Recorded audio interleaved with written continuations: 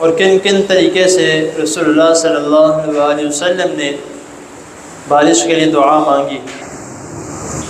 اب ہاتھ تو ہم اٹھاتے ہیں، ہاتھ اٹھائے ہوئے دعا کیا مانگنی ہے؟ اب اردو میں بھی مانگی جا سکتی ہے، پنجابی میں بھی مانگی جا سکتی ہے، انگلش میں بھی مانگی جا سکتی ہے، کوئی مسئلہ نہیں، لیکن جو وزن اور جو طاقت جو رسول اللہ صلی اللہ علیہ وسلم نے عربی الفاظ کے بتائے ہیں وہ ہماری زبان میں نہیں ہو سکتی۔ قد أشرقت الشمس عليها عن خطط لم أعبأ فيها ستكون۔ السلام علیکم ورحمۃ اللہ وبرکاتہ، نحمده ونصلي على رسوله الكريم، اما بعد، احسن الكلام كلام الله واحسن الهدي هدي محمد صلی اللہ علیہ وسلم۔ حضرات محترم، اللہ تعالیٰ کی توفیق سے نماز استسقاء کے متعلق ہمارا سبق جاری و ساری ہے۔ بارش کے لیے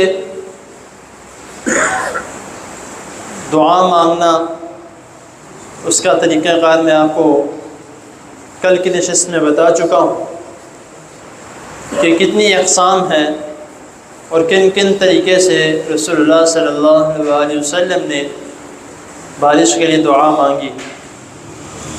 اب ہاتھ تو ہم اٹھاتے ہیں، ہاتھ اٹھائے ہوئے دعا کیا مانگنی ہے؟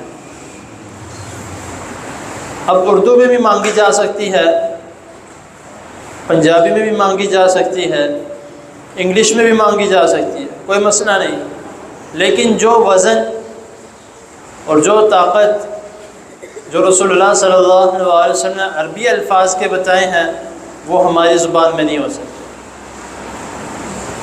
وہ چند الفاظ جو ہیں آپ ماشاءاللہ پہلے بھی آپ کو یاد ہوں گے، پڑھتے بھی رہتے ہوں گے، دعا مانگتے ہوں گے، اس میں بھی یہ پڑھتے ہوں گے، کیونکہ رسول اللہ صلی اللہ علیہ وسلم، بخاری کی حدیث ہے کہ جب وہ جو واقعہ ہے جو میں نے کل بھی بتایا تھا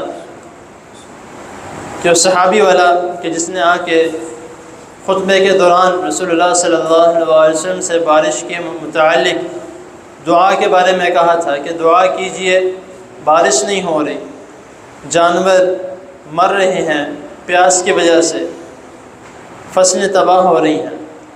تو جب نبی کریم صلی اللہ علیہ وسلم نے خطبے کے دوران ہی ہاتھ اٹھائے اور دعا کی، تو اس میں نبی کریم صلی اللہ علیہ وسلم جو حدیث میں آتے ہیں الفاظ کہ رسول اللہ صلی اللہ علیہ وسلم نے 3 مرتبہ یہ جملے کہے، اللہم اغثنا، اللہم اغثنا، اللہم اغثنا۔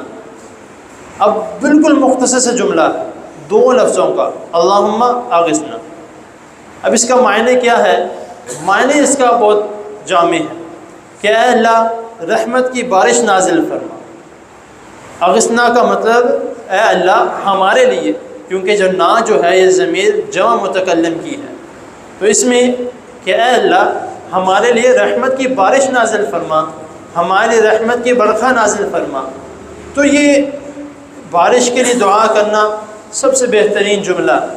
اور اس کے بعد جو ہے جس طرح میں نے شروع کے دن میں کہا تھا کہ اکثر ہم جب گرمی زیادہ ہو جائے تو یا اس طرح کا جب موسم بن جائے، جب لوگ کافی بیمار ہونے لگ جائیں، تو ہم کہتے ہیں کہ بارش چاہیے، اسی طریقے سے بھی چاہیے، تو بارش کی دعا کریں، بارش کی دعا کریں، کبھی کس سے کہہ رہے ہیں، کبھی کس سے کہہ رہے ہیں، لیکن میں نے ایک جملہ ساتھ اس کے ملایا تھا کہ ہم ایک لفظ نہیں اس کے ساتھ بولتے کہ دعا کریں کہ اللہ تعالیٰ رحمت کی بارش نازل فرما۔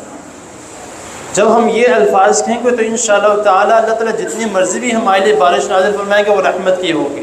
جب ہم دعا ہی رحمت کی مانگیں گے تو اللہ تعالیٰ بھی ہم کو رحمت ہی برسائیں گے۔ تو رسول اللہ صلی اللہ علیہ وسلم کے متعلق ایک اور جو دعا آتی ہے، حضرت عائشہ رضی اللہ تعالی عنہ بیان کرتی ہیں کہ نبی کریم صلی اللہ علیہ وسلم جب بارش کے لیے دعا کرتے تو یہ کلمات بھی کہا کرتے تھے، اللہم صیبا نافعا، کہ اے اللہ نفع پہنچانے والی بارش نازل فرما۔ تو یہ دونوں کلمات جو ہیں یہ ہمارے لیے بہت ہی جامع اور بہت ہی معنی رکھتے ہیں، کیونکہ اب پھر آگے موسم جو ہے وہ گرمی کی طرف جا رہا ہے، ہر بندہ جو ہے وہ چاہتا ہے کہ بارش ہو بارش ہو۔ تو اسی لیے کوشش کریں کہ جب بھی دعا مانگیں، ہاتھ اٹھائیں تو ان کلمات کے ساتھ جو ہے وہ بارش نازل کروانے کی جو ہے دعا مانگی جائے، تاکہ اللہ تعالیٰ ہمارے اوپر جب بارش نازل فرمائے تو وہ رحمت کی ہو، یہ نہ ہو کہ وہ ہم صرف بارش مانگتے ہیں اور وہ بارش جو ہے وہ عذاب کی شکل بن جائے۔